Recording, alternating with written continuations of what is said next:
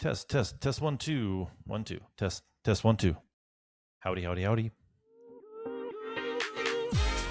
You've landed on the Mortgage Life podcast, where we strive to bring you mortgage-related info that's easy to understand. We have conversations with market experts to bring you timely updates, because there's one certainty in this industry: things change. I'm Mindy Bodwin. And I'm Pete Solomosi. Welcome to the Mortgage Life podcast.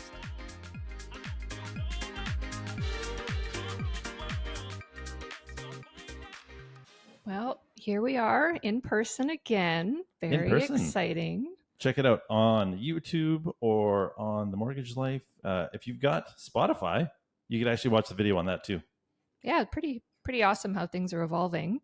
I've sure been enjoying my time in Vernon. Yeah. We've been here for almost 2 weeks, going to all my favorite places. Yeah, the beach, the pool, the wineries, Nature's Fair. Sorry, it's a little shout out, but I think we need to move one of those to the island, please. Not good places, or perhaps Nature's Fair is just that elevated. Nature's Fair is that elevated, in my opinion. So yeah, it's been great. And it's been nice coming in and seeing all your faces in real life. Yes, and it's great to have you here in Vernon. What's really cool is that as you have come to Vernon, it seems like everyone else wants to be coming to Vernon. And so there are a lot of first-time homebuyers in the market, and a lot of those first-time homebuyers are asking questions. A lot of questions. It's been an exciting year for first-time homebuyers. I had many applications that I worked for years trying to get the numbers to work, trying to fit these first-time homebuyer programs. And then all of a sudden this year, things started clicking. Yeah, for sure.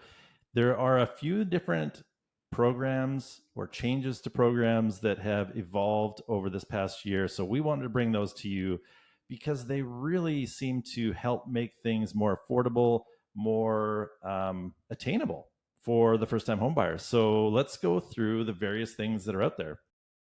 So let's talk about the new one first. Sure. So we had middle of the winter last winter, we had CMHC announced it's the new program. It's the Home Start program. Okay, so all these programs have these fancy names and they kind of sound the same anyways. This one I found had the biggest impact on my first-time homebuyer clients this year. So for the first time, since I've been a broker, which is almost going to be 15 years now, a first-time homebuyer could get a 30-year amortization when they bought a house. And so, like, what does this mean? What's the big deal about a 30-year amortization? Yeah.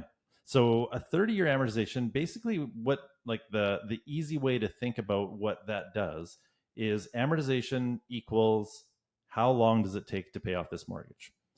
And so when we go from a 25-year amortization to a 30-year amortization, the payment, obviously it becomes a little bit smaller. So that little bit smaller payment makes a fairly big difference. And typically for most people, it's somewhere in the range of about 10 to 15% difference in either the amount that they would qualify for or just making life a little bit easier. So their monthly outlay is just a little bit less. Yeah. So all of a sudden, buyers who couldn't quite qualify to purchase a home in the market, and I mean, I'm talking Yukon, Alberta, BC, now their purchasing power increased by 10 to 15%, and then they could afford to buy a home. So it was very impactful. Absolutely. And so that CMHC Home Start program, that applies to those first-time homebuyers. It definitely makes a huge difference. There are a few small little bits of kind of qualifications that it takes to get in there, but realistically, that's something that you should be inquiring about. If you are a first-time homebuyer, look for that Home Start program. Ask your broker, ask us. We can kind of walk you through how to get through that. Absolutely. Mm-hmm. And I guess the second newest program, so this would have been announced the previous winter, is the First Home Savings Account, FHSA, bit of a mouthful, again, funny name, but this is a very interesting program that is sort of like a TFSA. It's a tax shelter, so any interest you earn, you don't have to pay taxes on, but it's tax deductible like an RSP. I mean, these are complicated and maybe more specific questions for your accountant, but it's really advantageous for if you're a first-time home buyer and you're thinking, you know what, I might be buying a house in the next year or two, and you're saving money for your down payment, you're going to want to put it into your FHSA account. And we're seeing a lot of utilization of those accounts for down payments. Right. So FHSA, new program. It's a kind of a new registered account. If you think back to way back in the olden days, what do we do to save up? We just put money either into a savings account or potentially, we'll kind of say under the pillow. Those were great ways to save up, but obviously a person is still earning money, therefore paying taxes on that money and then still putting it away. So you kind of, if you're earning $1, you're putting away maybe 80 cents on that dollar, and that's the other 20 is the taxes. So that kind of doesn't work out. With the FHSA, like Mindy said, it's very much like any other registered account. So that's an RRSP, any sort of registered account where when you put that money aside into that registered account, so first home savings account, TFSA, RRSP, those, every dollar of that, you actually get a tax credit. So if you had earned $1, typically you would have paid 20 cents on that dollar for taxes. But at the end of the year, as you do your taxes, you're going to get that credit back. It's going to be like $1 went into my first home savings account. And then you get that 20 cents back. So it's like you haven't had to pay tax on the earnings that you've put into that registered account.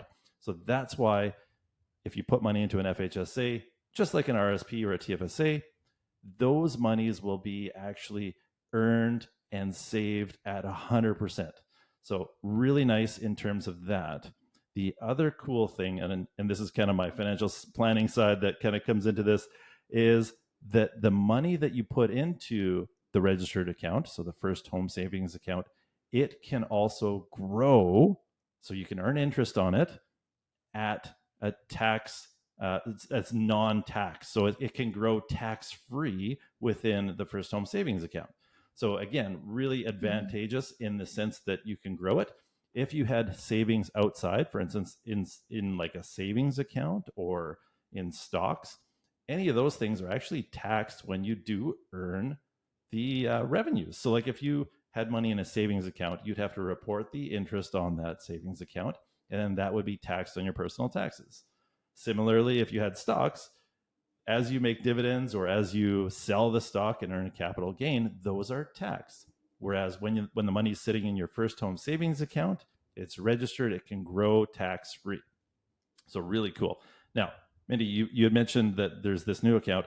What is the maximum that a person can contribute?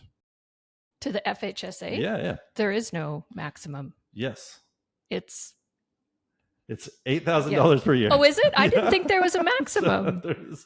We totally didn't talk about that before, and that's okay. But yes, $8,000. So in the you past, can only put in 8,000. Oh, exactly. So, but this is a really good point because that yearly amount is based on the calendar year. So if you're getting close to the end of this year, quickly put in your $8,000.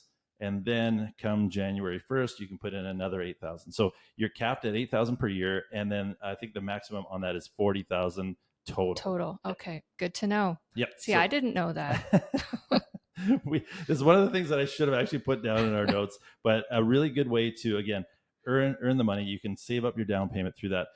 And there is one other critical difference between this and using money from your RSP. Yeah. So the standard sort of first-time home buyer program that has been around for a long time is the Home Buyer Plan. Right. This is the federal program which allows a first-time home buyer to take money out of their RSP account to use for their down payment. And so why is this special? Well, typically, like if I were to take money out of my RSPs, it would be considered income. So I would have to pay income taxes on that money that I withdrew.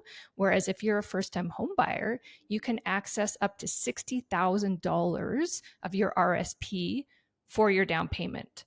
Now, The difference between this program and the first home savings account is that the homebuyer plan, the RSP one, you have to pay it back. Yep.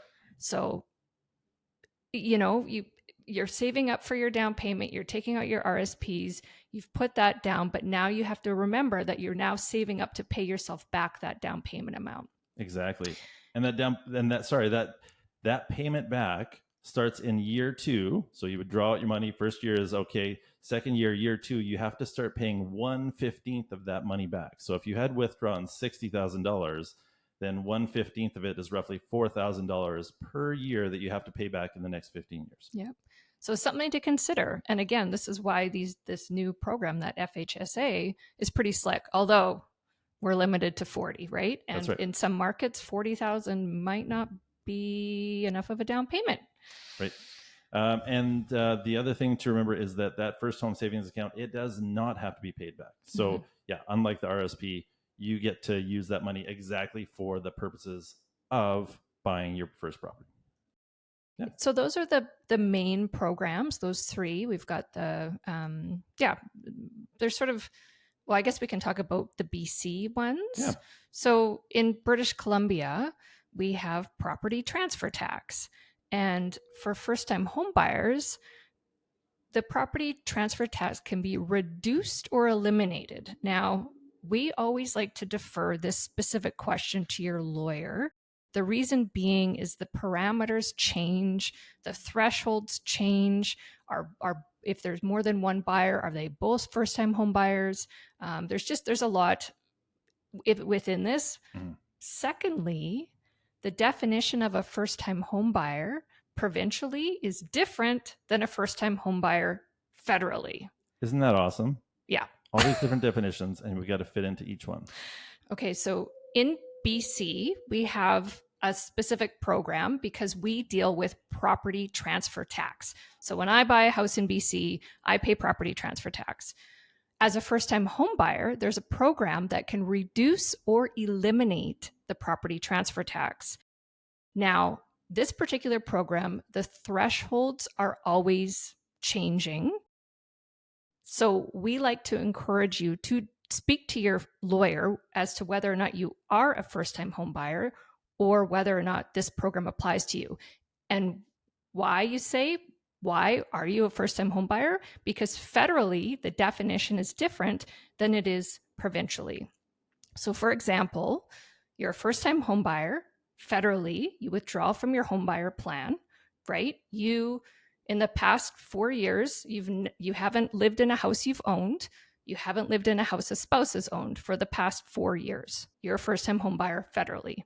Now, in the province of BC, they're going to say, sorry, you can have never lived in a house that you've owned or a house that your spouse has owned.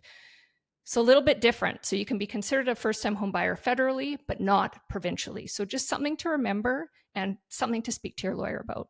Exactly. And it is important to speak to legal counsel on this, especially because the lawyers are the ones that will provide you with the advice that you need and that you can go back on if you're ever audited or if you're ever charged for something like the property transfer tax and you feel like you shouldn't have been. So the lawyers will provide that information to you.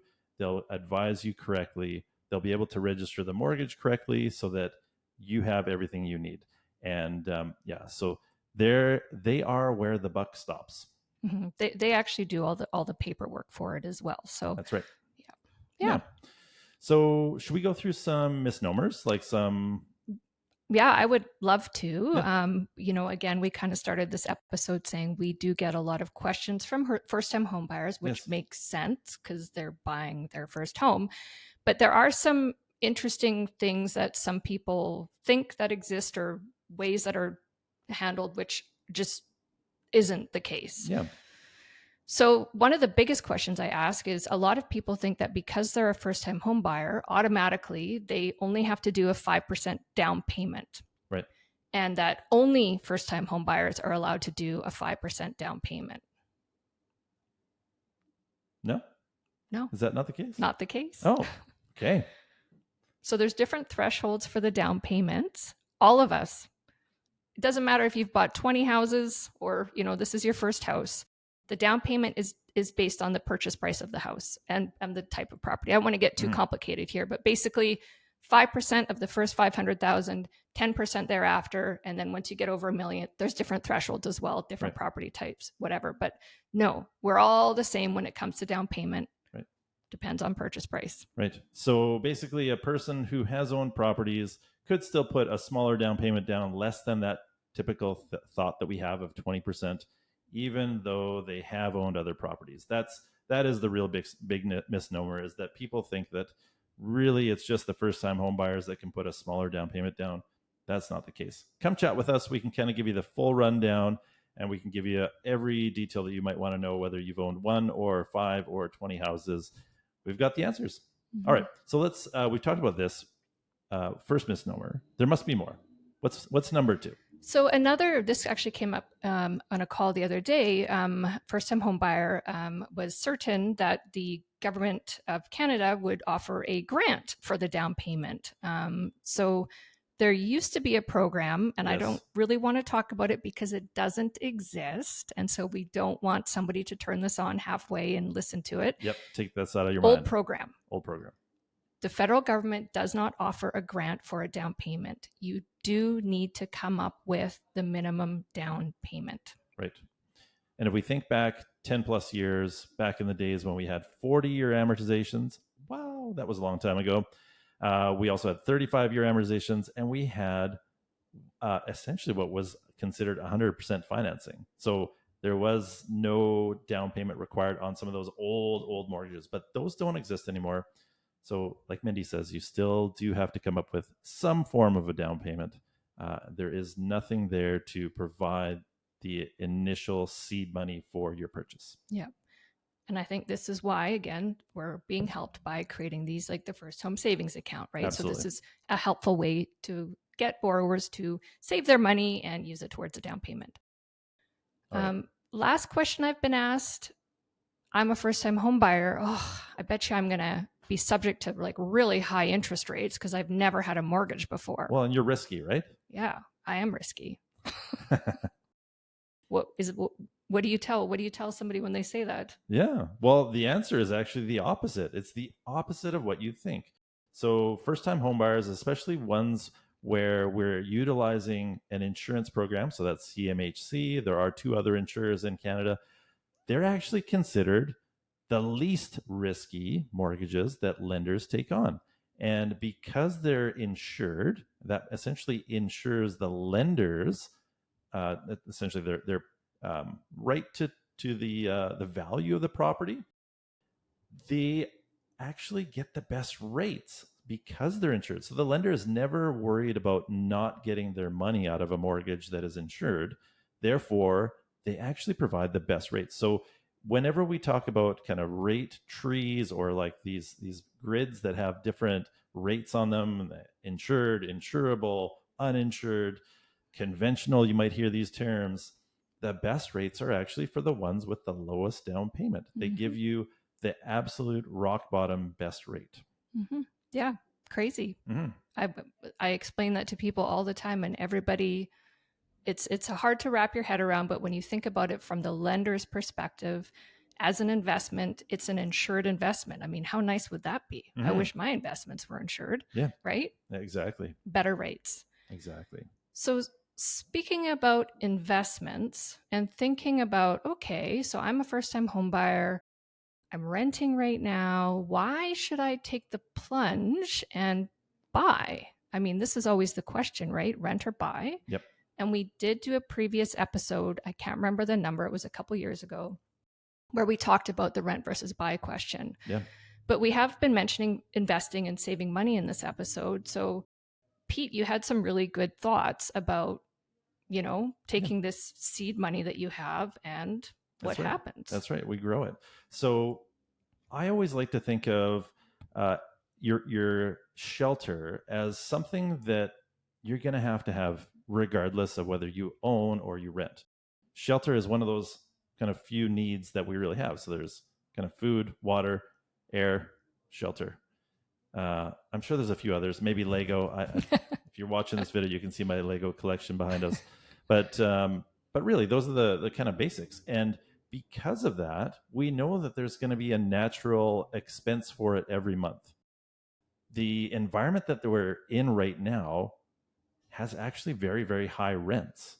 And so now is a phenomenal time to explore the opportunity between renting and buying, because the amount that a person may be spending on rent today may be the equivalent of, and sometimes even more than what it would cost to own a place.